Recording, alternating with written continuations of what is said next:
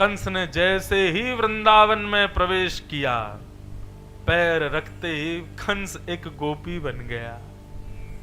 कहां मथुरा का राजा, कहां उसका ऐसा पराक्रम, लेकिन वृंदावन में किशोरी जी की कृपा के बगैर जैसे ही प्रवेश किया तो एक गोपी बन गया। और गोपी भी कोई बहुत सुंदर गोपी बना नहीं, बहुत कुरूपणी गोपी बना।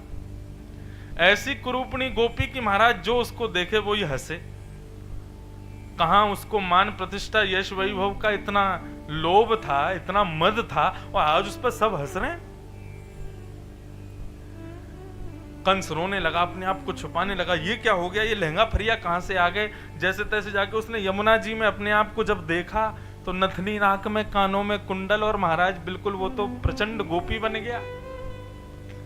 गोपी बोला ये क्या हो गया मेरे साथ। तब कंस ने अपने गुरुजी को पुकारा। उसके गुरुजी कौन? श्री नारद जी। हमारे नारद जी सबके गुरु हैं, राक्षसों के भी गुरु हैं, देवों के भी गुरु हैं। नारद जी आए, बोले अरे कंस ये क्या हो गया, तुम्हारा रूप तो बड़ा भयानक हो गया। बोले कि अरे पता नहीं क्या, जब से वृंदावन आया मैं तो कृष्ण को मारने आया था, लेकिन यहाँ पर आते ही ये क्या हो गया है, मेरा रूप बदल गया है, कुछ करो, मुझे कैसे भी बचाओ। मैं वापस मथुरा नहीं जा सकता, इस रूप में मथुरा गया तो मेरी रही कहीं जो थोड़ी बहुत जो मेरी सम्मान है वो भी नष्ट हो जाएगा। तब नारद जी ने जाके किशोरी जी से प्रार्थना की कि हे श्यामा जी, कंस जो है आपने उसको गोपी बना दिया है। बोले मैंने नहीं बनाया है, वृंदावन गोपी बनाता है, वृंदावन का प्रसाद है गोपी स्वरूप। पुनः याद रखिए, गोपी स्वरूप स्त्री भेष को नहीं कहते। वृंदावन का प्रसाद क्या है कि प्रत्येक इंद्रिय कृष्ण के लिए रोए, वो गोपी है। ये वृंदावन का प्रसाद है, ये मैंने कुछ नहीं किया है।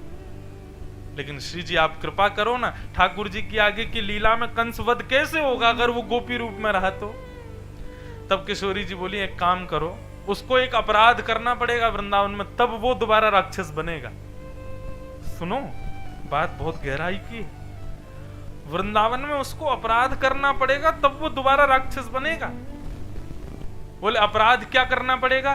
बोले किसी गोपी के यहां जाकर के और गोबर के कंडे थापने पड़ेंगे। कंडा समझते हैं? आपके यहां क्या बोलते हैं उसको? छाड़ा, छाड़ा। हाँ तो गोबर का छाना थापना पड़ेगा। तो गोबर का छाना जब थापेगा तो वो जब सूख जाएगा। अब तो सुनो अपराध क्या है। किसी गोपी के यहां उसकी गाय के गोबर का छाना थापेगा और वो जब सूख जाएगा तब उसको चोरी करके किसी और गोपी को बेचेगा। ये अपराध जब करेगा तब कंस दोबारा राक्षस बनेगा। गोबर चुराने का अपराध जब करेगा तब राक्षस बनेगा। कंस को जाके नारद जी ने बताया, तब कंस ने ये अपराध किया। एक गोपी के यहाँ जाकर के उसने काम मांगा तो गोपी ने कहा हमारे यहाँ की गैयाओं की गोबर उठाया कर। तो कंस वहां गोबर उठाता था, उनका छाड़ा बनाता था और जब वो सूख जाते थे तो उनको चुरा करके दूसरी गोपियों को बेच देता था। इस अपराध की वजह से कंस दोबारा राक्षस बना और भागा फिर मथुरा। ये है वृंदावन। आज लोग वृंदावन आकर के कितने बड़े बड़े अपराध कर रहे हैं। कौन सी राक्षस योनि मिलेगी उनको? खैर हमें अपराधों की चर्चा नहीं करनी, लेकिन हमारी चर्चा का केंद्र बिंदु क्या है। अभी आगे आगे चलते जाओगे ना, ऐसा ऐसा रहस्य पता चलेगा आपको जो आपने कभी नहीं सुना। श्री वृंदावन में निवास हमारे वृंदावन बिहारी लाल करते हैं। वृंदावन में दर्शन, ये सप्त निधियों के, इनकी भी कथा हम सुनाएंगे। और आज तो ऐसा कुछ हुआ है कच्छ में गांधी धाम में आके कि मैं भी प्रफुल्लित हूँ। हमारे प्रेम जी, हमारे जो संगीत के, हमारे जो सब टीम के, हमारे जितने भी मुखिया हैं सब यहाँ बैठे हैं। ये भी आज बड़े प्रफुल्लित हैं क्योंकि आज कच्छ में कुछ मिला है हमें। और क्या मिला है वो कथा के विश्राम में बताऊंगा।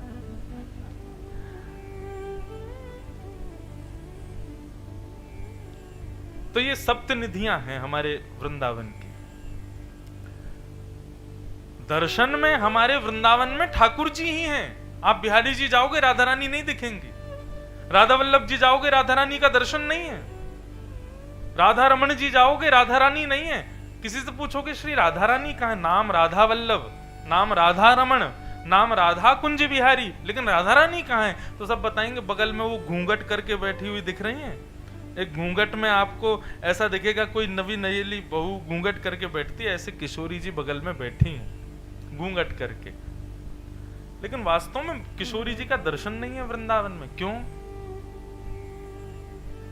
अब किसी राजा से मिलने जाओगे तो पहले सैनिक मिलते हैं और सैनिक परीक्षण करते हैं, तब राजा से मिलवाते हैं। तो ये वृंदावन के सैनिक हैं सारे, हमको यही मिलते हैं। राजा तो श्री किशोरी जी हैं, वो किसी को अधिकार देते हैं तब किशोरी जी मिलती हैं।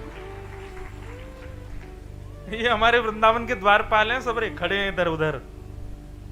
अच्छा, ये अधिकार भी हमारा है, आप गुजरात के लोगों का नहीं है ये बोलने का, ये ब्रजवासियों का अधिकार है। हम ठाकुर जी को सैनिक बोल सकते हैं, हम ठाकुर जी को द्वारपाल बोल सकते हैं। एक बार हमारे एक पंडित जी कह रहे थे, बोले महाराज जी ठाकुर जी ने हमारे साथ क्या किया? मैंने क्या किया? बोले गीता का ज्ञान दे दिया हरियाणा वालों को, सोने की द्वारिका दे दी गुजरात वालों को, और ब्रजवासियों को क्या दे के गए? चोर की उपाधि। मैंने कहा नहीं, ज्ञान दिया हरियाणा में, कुरुक्षेत्र में, महाभारत के युद्ध के मध्य, और संपत्ति दी गुजरात को, लेकिन खुद को दिया ब्रजवासियों को। अपनी बुद्धि दी हरियाणा को, अपनी संपत्ति ऐश्वर्य दिया गुजरात को, लेकिन खुद को न्योछावर कर दिया हम ब्रजवासियों के लिए। आज भी श्री जगन्नाथ में दोनों भुजा उठा करके खड़े हैं और मानो इसी भाव से खड़े हैं कि कोई ब्रजवासी आए तो उसको मेरे हृदय से लगा दो। ब्रजवासी वल्लभ सदा मेरे जीवन प्राण, इनको नाही बिसारी हूँ मोहे नंद बाबा की याद। ठाकुर जी कहते हैं मैं नंद बाबा की सौगंध खा के कहता हूं, मैं सब भूल जाऊंगा लेकिन ब्रजवासियों को कभी नहीं भूल सकता। क्यों? बोले ये मेरे प्राण हैं। किसी के प्राण उसकी संपत्ति में, किसी के प्राण उसके पत्नी में, किसी के प्राण उसके धन में, लेकिन हमारे ठाकुर जी के प्राण हम ब्रजवासियों में। ब्रजवासी प्रसन्न रहते हैं, ठाकुर जी खुश रहते हैं। तो हमारी किशोरी जी की कृपा नहीं थी कंस के ऊपर, लेकिन कंस ने क्या कभी प्रयास नहीं किया वृंदावन आने का? किया। पूतना को भेजा, धेनुकासुर को भेजा, कितने बड़े बड़े राक्षस भेजे। ऐसा नहीं है कि कंस ने प्रयास नहीं किया, किया। जब देखा कंस ने कि सब मारे जा रहे हैं तो कंस एक दिन खुद आया। लेकिन बंधुओं, हमारा वृंदावन साधारण नहीं है। आप सबने कथा सुनी हो तो एक बार जब रास बिहार हो रहा था तो देवादिदेव महादेव शंकर भगवान सोमनाथ पधारे हमारे वृंदावन में। क्या हुआ था पता है? फिर वृंदावन में प्रवेश नहीं हुआ। गोपियां बोली कि हे महादेव, आप भीतर नहीं जा सकते। तो महादेव बोले हमको रास करना। बोले रास में तो एक ही पुरुष जाएगा, वृंदावन में एक ही पुरुष है, बाकी सब स्त्रियां हैं। आपको भीतर जाना है तो पुरुष वेश त्यागना पड़ेगा। और परिणाम यह हुआ कि महादेव वहां गोपेश्वर महादेव गोपी बनकर के विराजमान हो गए। इसकी तो एक प्रसंग भी आता है कि एक बार एक बहुत बड़े संत थे, उन्होंने अपने जीवन में एक संकल्प लिया कि मैं कभी स्त्रियों को नहीं देखूंगा। कभी कहीं स्त्री दिख भी जाती थी तो वो ऐसे हाथ कर लेते थे, और उनके साथ में कुछ लोग चलते थे, वो पर्दा करते हुए चलते थे। कहीं भी माताएं बहनें दिखती थी तो दौड़ के जाते, बोले साइड हट जाओ, कहीं छुप जाओ, हमारे महाराज जी आ रहे हैं। अब माताएं बहनों को बड़ा अजीब लगता था, बोले कि भाई हम ऐसे भी क्या हैं कि हमको देख ही नहीं सकते। एक दिन मीराबाई का दो ही काम, तीन ही काम थे वृंदावन में। एक तो जगह जगह दर्शन करना, संतों के मध्य में जाके कुछ सत्संग करना, और बिहरणी बन करके गाना। ये तीन ही काम थे वृंदावन में मीराबाई के। मीराबाई पूरी लिस्ट निकालती थी पूरे दिन कि आज किन किन संतों के पास जाना है। एक दिन उस लिस्ट में उन्हीं संत का नाम आया जो कन्याओं को, स्त्रियों को नहीं देखते थे। मीराबाई को नहीं पता था, मीराबाई पहुंच गई। सैनिकों ने और जो संत के जो शिष्य थे उन्होंने रोका, बोले कि आप भीतर नहीं जा सकती। क्यों? हमारे गुरुजी का नियम है वो स्त्रियों को नहीं देखते।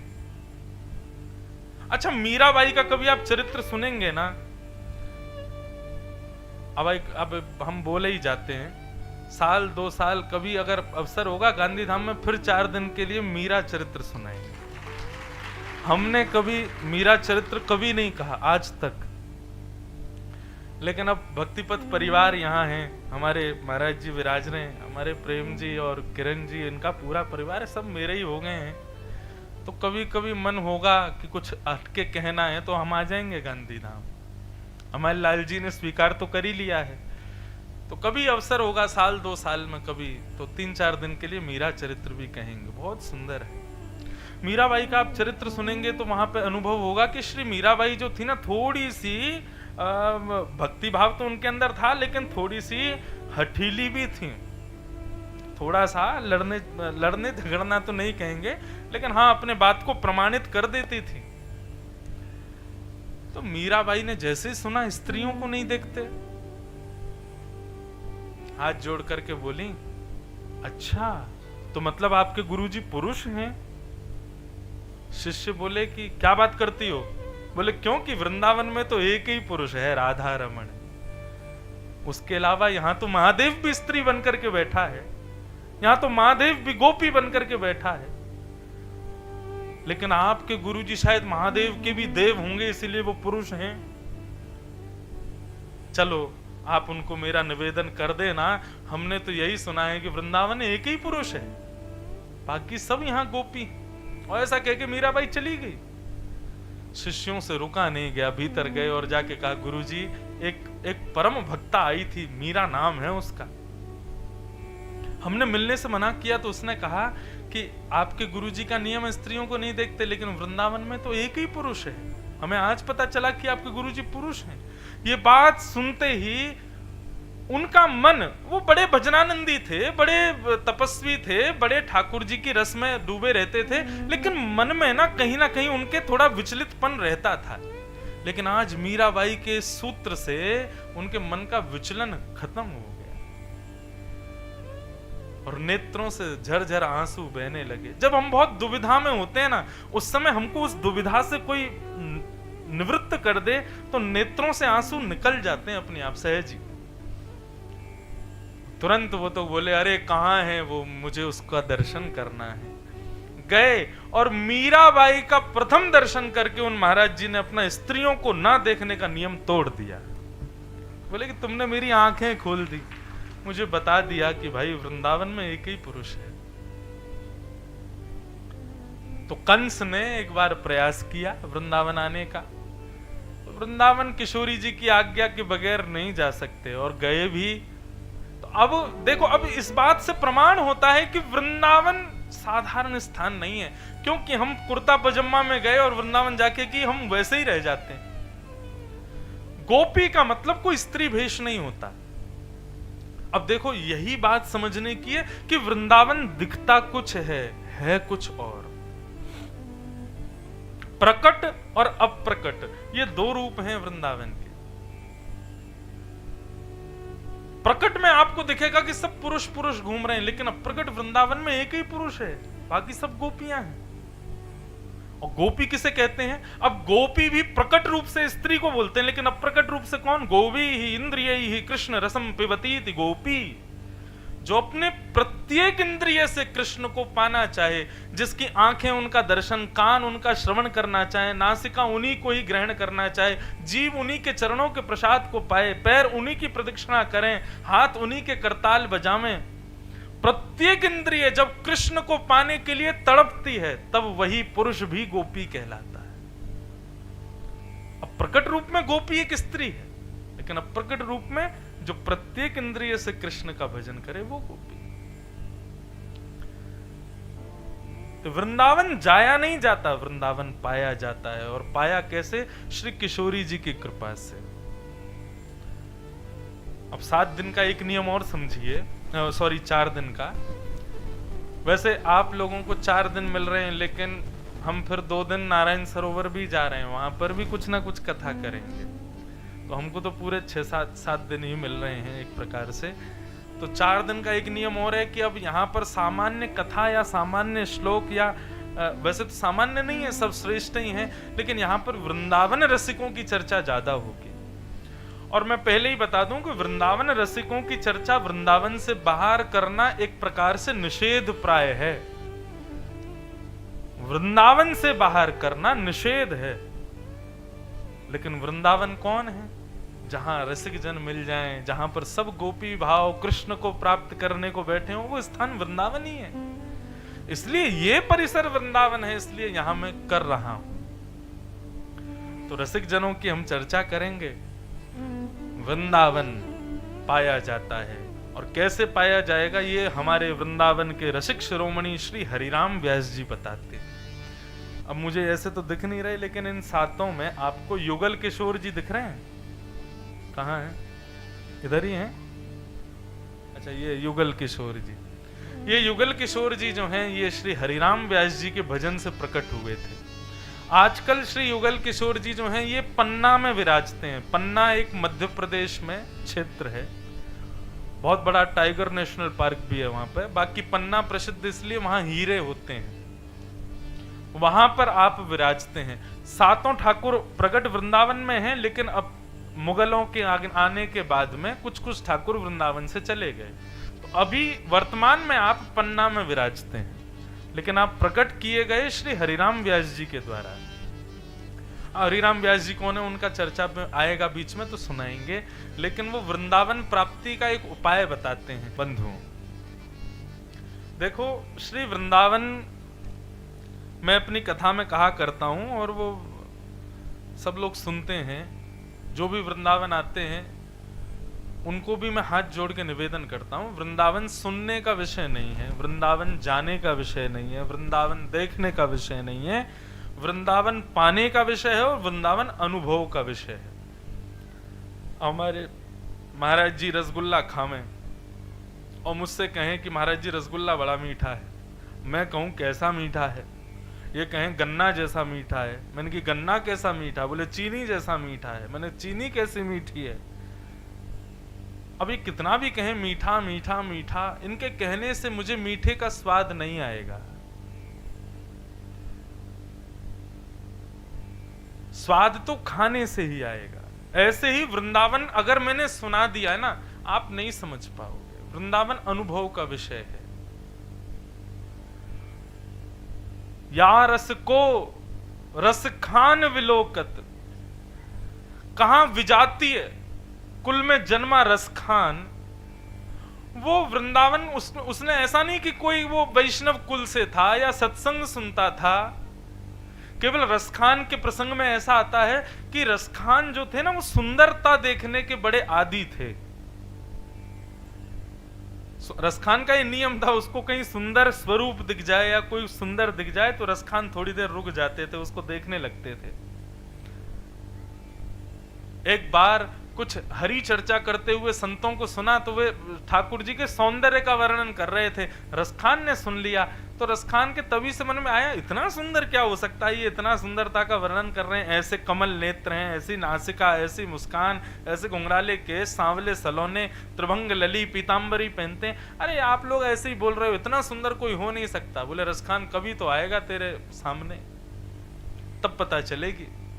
अब रसखान को क्या मतलब पड़ा था वृंदावन से? केवल वो तो आगरा से इंद्रप्रस्थ जा रहा था राजा की आज्ञा मान करके,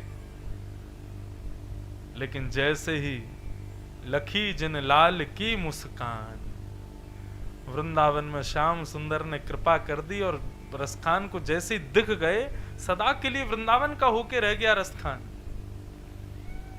राजा ढूंढते ढूंढते वृंदावन आए, वृंदावन आकर के रसखान को देख करके बोले, अरे रसखान। बोले कौन रसखान? अरे तुम हमारे सेनापति हो। रसखान बोले हम किसके सेनापति, कहाँ के रसखान, कौन है, हमें कुछ नहीं पता। हम श्याम सुंदर के श्याम सुंदर हमारे, केवल हमको इतना पता है। सदा के लिए वृंदावन के हो गए। तो कहने का अभिप्राय, वृंदावन सुनने का और वृंदावन जानने का विषय नहीं है, वृंदावन तो अनुभव का विषय है।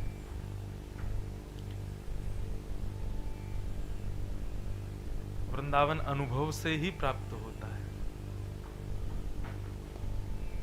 बहुत सावधानी से सुनो। तो वृंदावन विषय में हम चर्चा तो कर रहे हैं, लेकिन वृंदावन को यदि जानना है तो पहले श्याम सुंदर और श्री किशोरी जी के स्वच्छंद रूप को समझो। आज लोग यही नहीं जानते कि श्री राधा रानी कौन है, श्याम सुंदर कौन है, उन दोनों का भाव ही नहीं समझते लोग। और अधिकतर लोगों का प्रश्न होता है कि ठाकुर जी ने विवाद रुक्मणी जी से किया, 16,108 पटरानियां ठाकुर जी की थी, तो एक ब्याह और कर लेते राधा रानी से। जब इतने कर ही रहे थे तो एक और कर लेते, क्या दुविधा आ रही थी ठाकुर जी को? जब प्रेम ही किया, सब जगह इतना नाम ठाकुर जी का श्री किशोरी जी के साथ में है, ब्याह भी कर लेते। तो मैं अपनी कथा में इस बात का स्पष्टीकरण करके चलता हूं कि बंधुओं, किशोरी जी ब्याह सदैव अपने से विलग जो हो उससे किया जाता है। किशोरी जी ठाकुर जी से विलग नहीं है। श्यामा जी कौन है?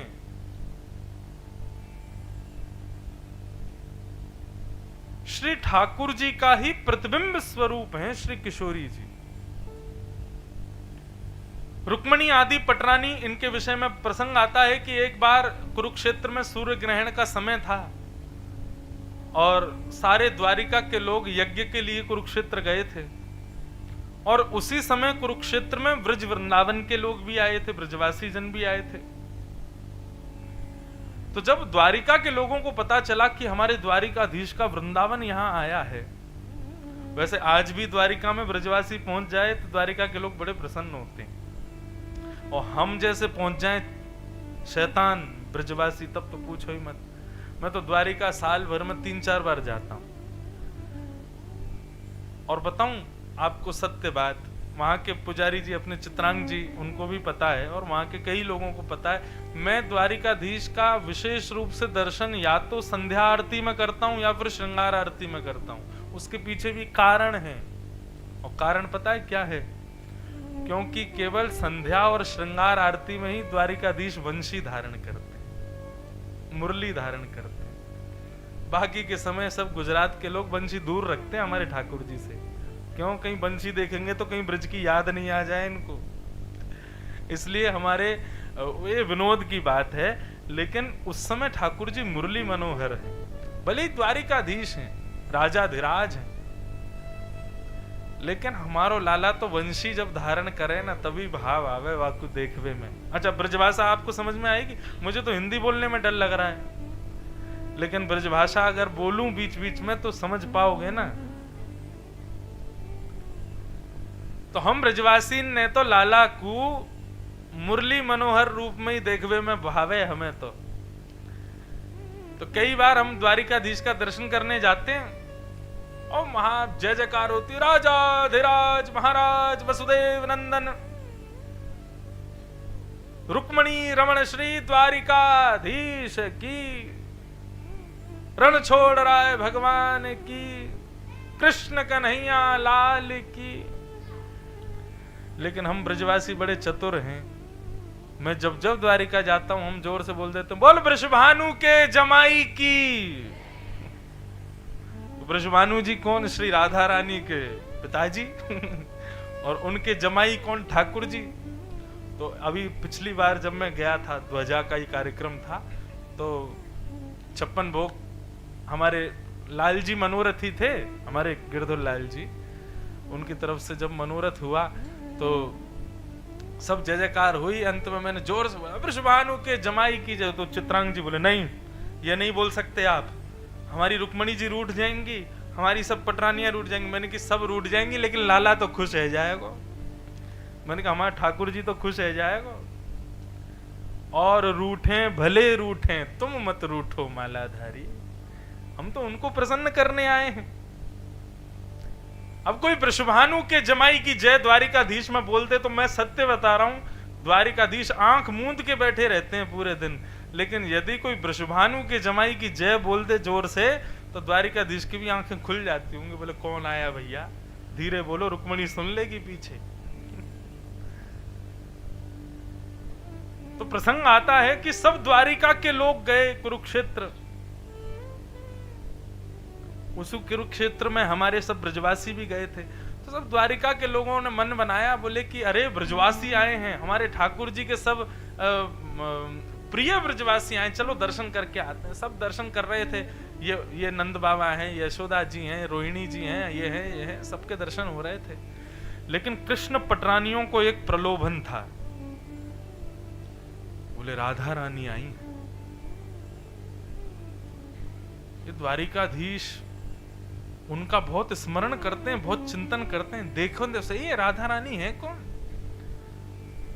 अब कृष्ण पटरानियां हैं, सबको अपने रूप का तो भाव है ही है कि हम बहुत त्रिलोकी सुंदरी हैं। सब अपने सौंदर्य का भाव लेकर के हमारी श्री जी को, हमारी श्यामा जी को देखने के लिए गए। अच्छा एक बात और बताऊं, गुजरात में वृंदावन रसामृत करा तो रहे हो आप, लेकिन ऐसा नहीं हो कहीं दो पक्ष बट जाएं, ये वृंदावन वाले और ये द्वारिका वाले। क्योंकि हमारे यहाँ तो श्यामा जू वही, हम तो ये तक कह देते हैं, हमारी माई श्यामा जू को राज, जाके अधीन सदा ही सांवरो, या ब्रज को सरताज। हमारे माई श्यामा जू को राज। द्वारिका में नहीं हो सकती है वृंदावन रस चर्चा, कच्छ में फिर भी संभव है, द्वारिका में तो मेरी कभी कभी जोर से लड़ाई हो जाती है वहां के पुजारियों से। अच्छा ऐसा कुछ नहीं कि बहुत जोर से वैसा होती है, प्रेम भाव में ही होती है, उसको प्रणय कलह, प्रेम भरी नोकझोंक होती है। वो कहते हैं कि तुमने हमारे लाला को केवल माखन मिश्री के पर रखा, हमने तो यहाँ 56 भोग धराए। मैंने कहा ये भाव रखो कि हमने लाला तंदुरुस्त करके भेजा द्वारिका, माखन मिश्री खिला के बढ़िया भेजा, तभी लड़ पाया राक्षसों से। ऐसे चलती रहती है वहां। तो सब कृष्ण पटरानियां राधा रानी का दर्शन करने गईं, और जैसे ही शिविर में प्रवेश किया, सबको अपने रूप का अभिमान कि हम बड़ी सुंदर हैं, त्रिलोकीनाथ द्वारिकाधीश हमारे पति परमेश्वर हैं, ये राधा रानी क्या बेके हमारे सामने, देखें तो सही। और जैसे ही अंतःपुर में प्रवेश किया, परम सुंदरी मृगनयनी मुस्कुराए तो मानो ऐसा लगे मोतियों जैसे मुस्कान, ऐसे घुंघराले केश, इतने सुंदर वस्त्र कि रूप की उपमा सुनाई नहीं जा सकती। कमल को हटाओ और उस कन्या को रखो, इतनी सुंदर। उस रूप को देख करके कृष्ण पटरानियों ने यह तो मन में विचार कर लिया कि भाई हम कुछ नहीं है इनके आगे। रुक्मणी आदि पटरानियों ने प्रणाम किया, बोले हमारा प्रणाम स्वीकार करो हे श्यामाजू, हे वृषभानुनंदिनी, हे श्री राधा रानी, हम सब कृष्ण पटरानी हैं, हमारा प्रणाम स्वीकार करो।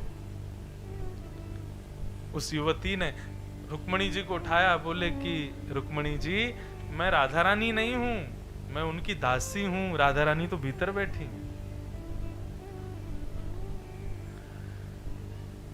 रुक्मणी जी बोली सुनो, तुम लोगों में सामर्थ हो तो भीतर चलना, नहीं तो आधे यहीं से ही लौट जाओ।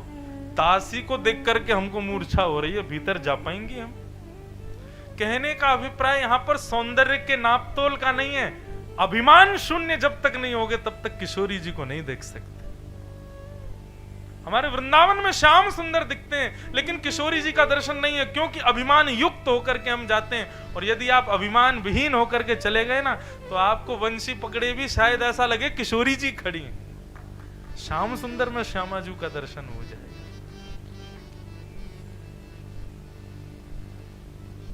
और स्थिति ये कि जब रुक्मणी जी भीतर प्रवेश करती हैं तो और सुंदर एक कन्या का दर्शन हुआ। प्रणाम करते हुए कहा आप राधा रानी हैं? बोले नहीं, मैं भी दासी हूं, और अंदर जाओ। और अंदर गए, कम से कम 7 कन्याओं का दर्शन किया, और पहली वाली से अगली वाली उससे दुगनी सुंदर होती है। स्थिति यहां तक पहुंच गई कि रुक्मणी जी ये भी भूल गई कि मैं रुक्मणी हूं। जब इस परिणति में पहुंच गई तब भीतर प्रवेश किया। असंख्य सुंदरी नारियां चारों तरफ बैठी थीं, और मध्य में तप्त कांचन गौरांगी, बिल्कुल कंचन जैसा वर्ण, मानो जैसे चंद्रमा चमक रहा हो, चंद्रमा भी लज्जित हो जाए ऐसी सुंदरता को बिखेर रही परम सुंदरी, परम सुकोमला, कृष्ण और धारिणी श्री किशोरी जी बैठी हैं। रुक्मणी जी की स्थिति ये हुई कि किशोरी जी को देखते ही 3 दिन तक मूर्छित पड़ी रही वहीं। और जब होश आया, जैसे तैसे जल का छिड़काव करके रुक्मणी जी को होश आया और रुक्मणी जी ने पीछे मुड़ करके देखा तो फिर से किशोरी जी को देख लिया और फिर 3 दिन के लिए मूर्छित हो गए। तब चरण में प्रार्थना करते हुए अपनी चरण शरण रहने की आज्ञा मांगी। ऐसी हैं हमारी श्यामा जी, ऐसी हैं हमारी किशोरी जी। कभी कभी मन में भाव आता है कि जीव का कल्याण हो सके, इसलिए ठाकुर जी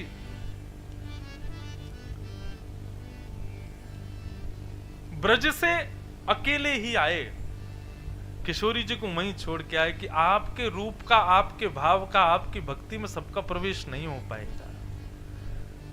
जो रस चंचरीक है, जिसको रस मिला है, जो रस में ओतप्रोत है, वही श्री जी को पहचान सकता है। रुक्मणी जी से किसी ने पूछा, जब रुक्मणी जी बाहर आई तो जो अंदर नहीं जा पाए तो उन्होंने पूछा कि राधा रानी कैसी दिखती हैं।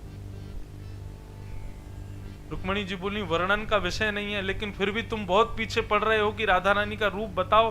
तो मैं केवल इतना कह सकती हूँ कि पूरे दिन के थके हारे श्याम सुंदर जब शाम को अपने शयन शैया पर लेटते हैं, अपना श्रृंगार उतार करके थके हारे श्याम सुंदर जब पौड़ जाते हैं, अपने घुंघराले केशों को खोल देते हैं, पीतांबरी थोड़ी उधरी सी होती है, धोती थोड़ी उधरी सी रहती है, मुखमंडल पर एक थकान के कारण निद्रा प्रकट हो जाती है। उस समय के श्याम सुंदर का वर्ण यदि गौर वर्ण कर दिया जाए तो लगेगा कि मानो श्री जी लेटी हुई। ऐसी हैं हमारी श्यामा जी।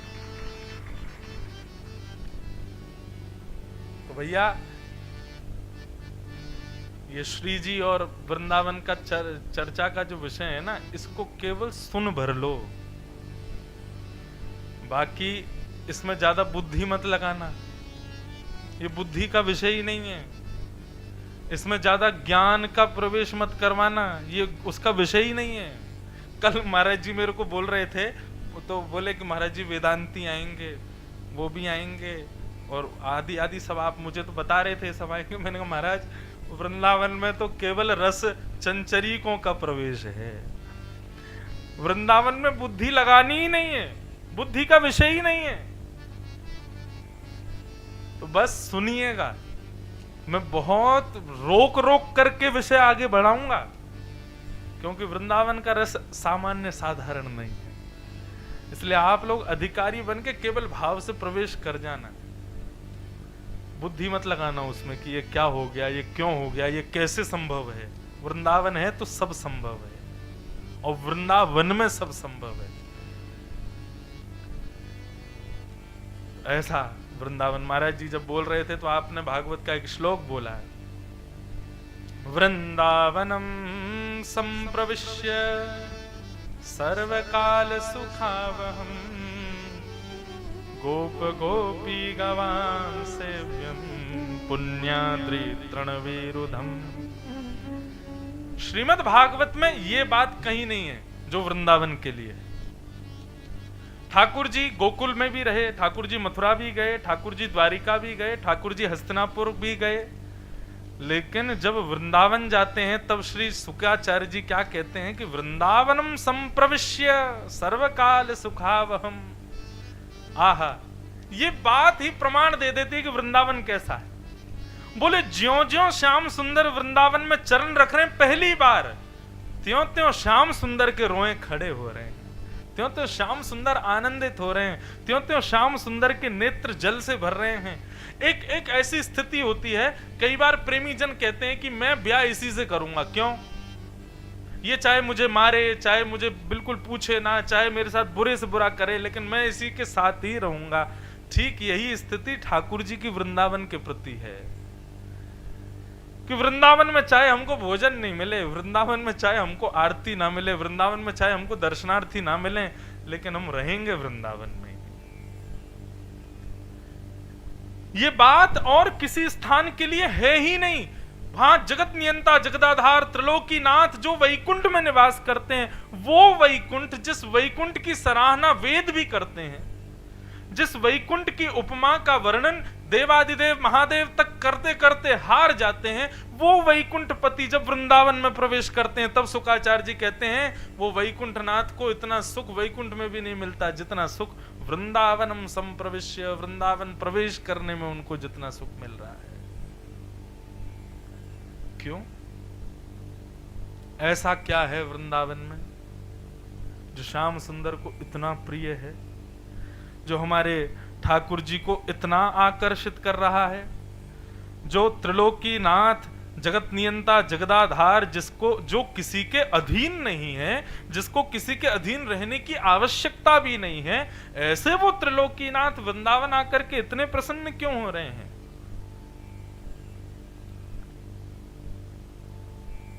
भागवत में भगवान के विराट रूप का वर्णन, गीता में भगवान के विराट रूप का वर्णन जब किया जाता है तब वहां पर तो बताया जाता है कि सारा विश्व भगवान के उदर में विद्यमान है, सब कुछ भगवान के दृष्टिगोचर होता है, सब कुछ भगवान का ही है। तो ये वृंदावन इतना सुख क्यों दे रहा है ठाकुर जी को? तब हमारे वृंदावन के रसिकाचार्यों ने बताया कि वृंदावन इतना सुख श्याम सुंदर को क्यों दे रहा है।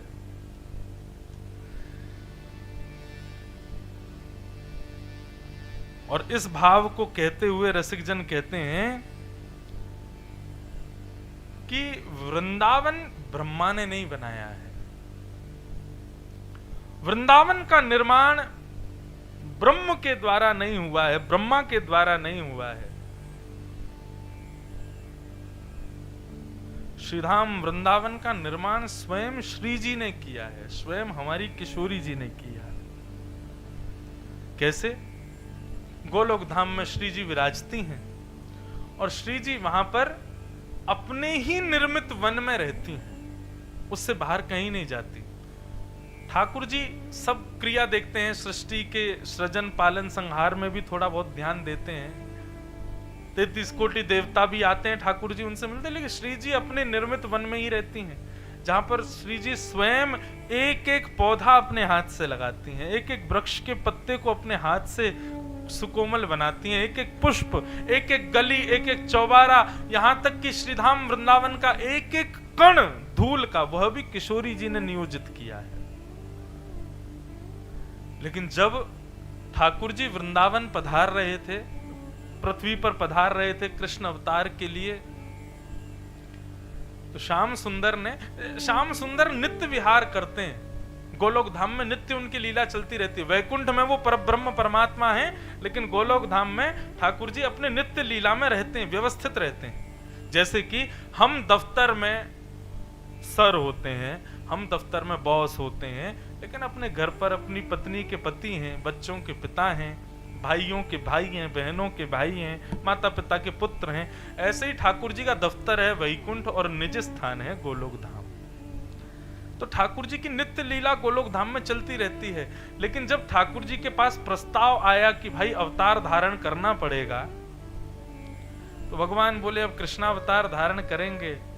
तब श्री जी से जाकर के ठाकुर जी ने कहा क्यों ना आप और हम दोनों चलें और ज्ञान वैराग्य भक्ति सबका तो स्थापन होता ही है, इस बार निष्काम प्रेम की स्थापना करके आएंगे, आप चलो संग में। श्री जी बोली हम नहीं जाएंगे। क्यों? यत्र वृंदावनम नास्ति यत्र नो यमुना नदी यत्र गोवर्धनम नास्ति। जहां पर ये तीनों नहीं है, वृंदावन नहीं है, यमुना जी नहीं है और श्री गोवर्धन नहीं है, वहां पर मैं नहीं जाती। मेरा मन इन तीनों से ही लगता है, क्योंकि इन तीनों का निर्माण मैंने ही किया है, अपने सुख के लिए किया है। तब ठाकुर जी ने किशोरी जी के भाव को स्वीकार करते हुए किशोरी जी के निर्मित गोवर्धन, यमुना और श्री वृंदावन को पृथ्वी पर व्यवस्थित किया। और उसी वृंदावन में जब श्याम सुंदर प्रवेश करते हैं तो बड़े प्रसन्न होते हैं। क्यों? क्योंकि वृंदावन का निर्माण ब्रह्मा ने नहीं किया है, वृंदावन का निर्माण स्वयं श्री जी ने किया है। वृंदावन का एक एक वृक्ष, एक एक गली, एक एक चौबारा, एक एक पत्ता सब हमारी श्यामाजू के द्वारा निर्मित है। उस वृंदावन में ठाकुर जी जाकर के परम सुख को प्राप्त करते हैं। अब देखो ठाकुर जी तो पहुंच गए, अब बात आती है हम लोगों की, वृंदावन हमें कैसे प्राप्त हो। तो 4 बातें शास्त्रों में मुख्य रूप से कही गई, नाम, रूप, लीला और धाम। सबसे पहला, वृंदावन यदि प्राप्त करना है तो नाम आश्रित हो जाइए, नाम का आश्रय लीजिए। नाम का आश्रय लेने से धाम की प्राप्ति होगी। जब तक आप नाम आश्रित नहीं होंगे, माफ कीजिए, आपके तन को भले ही धाम मिल जाए, लेकिन मन को धाम नाम ही दिलवाएगा। बहुत ध्यान से सुनिएगा इस बात को। सबसे पहले नाम का आश्रय लीजिए। हमारे वृंदावन में परम धन राधा नाम आधार, हमारे यहां परम धन क्या है? श्री राधा रानी का नाम। अब जब चर्चा ही वृंदावन की है तो वृंदावन श्री जी और श्याम यही चलते रहेंगे। तो वृंदावन यदि प्राप्त करना है, मतलब धाम यदि चाहिए, तो नाम का आश्रय लो। श्री राधा श्री राधा श्री राधा श्री राधा श्री राधा श्री राधा, बस नित्य इसी को गाते रहो।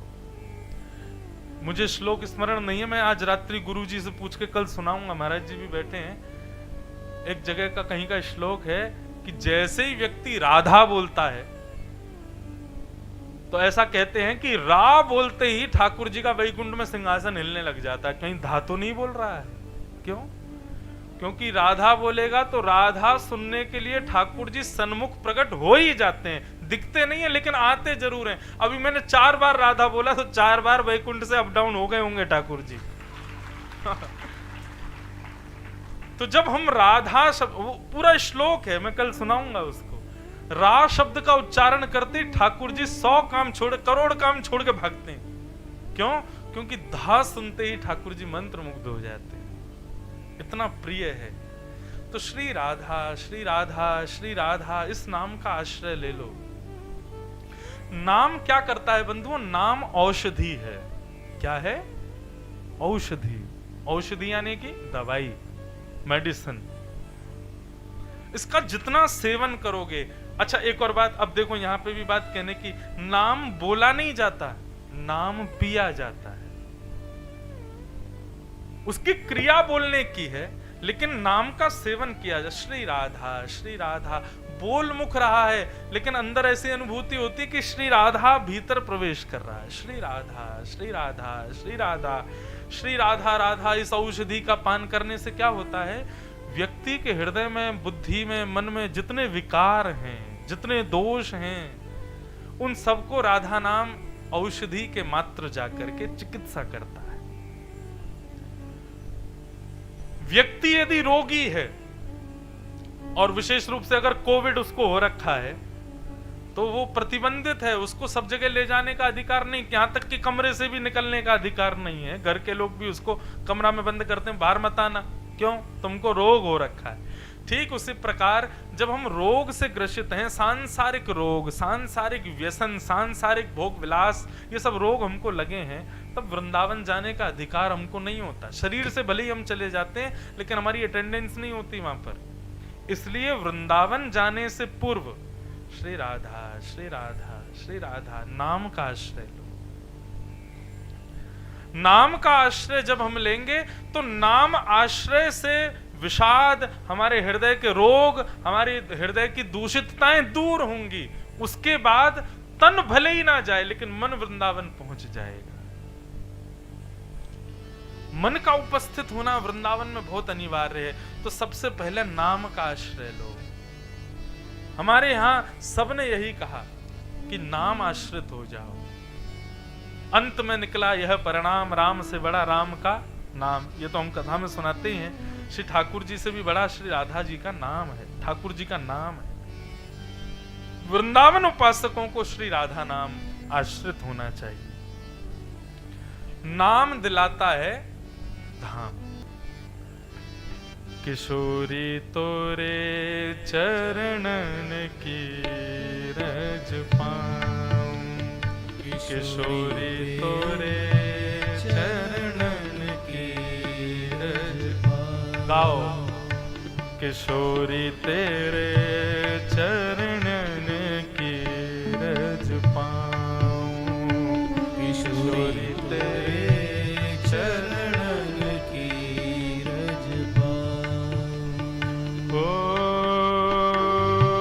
बैठे रहूं कुंजन के कोने, बैठे रहूं कुंजन के कोने, बैठे रहूं कुंजन के कोने, बैठे रहूं कुंजन के कोने।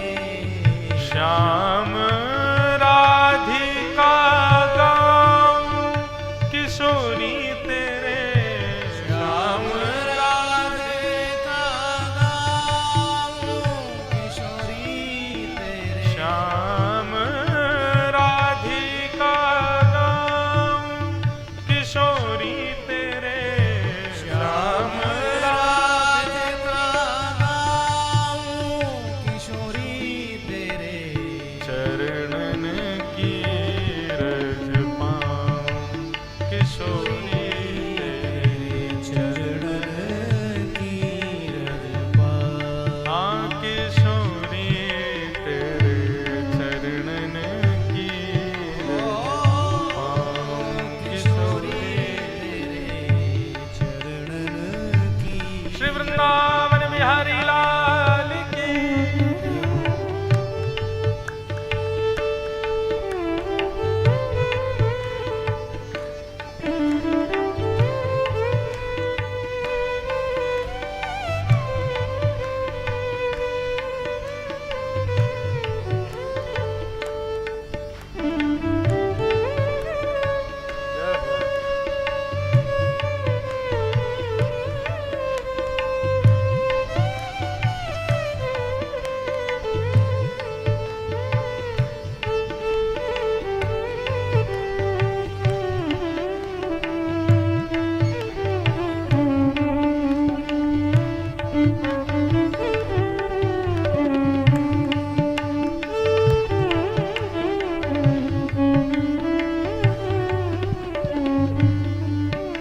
हरिनाम व्यास जी कहते हैं, जारज को ब्रह्मादिक तरसत, जारज को ब्रह्मादिक गाओ भाव से, जारज को ब्रह्मादिक तरसत, जारज को ब्रह्मादिक तरसत।